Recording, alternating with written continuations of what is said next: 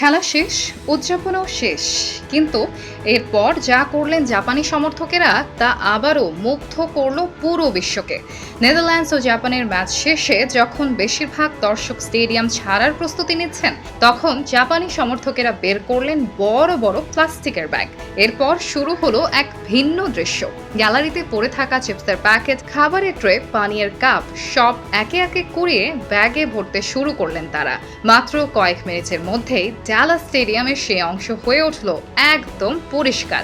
এটি অবশ্য নতুন কিছু নয়। 1998 সালে ফ্রান্স বিশ্বকাপ থেকে শুরু করে আজ পর্যন্ত বিশ্বকাপের প্রায় প্রতিটি আসরেই একই দৃশ্য দেখা গেছে জাপানি সমর্থকদের কাছে থেকে।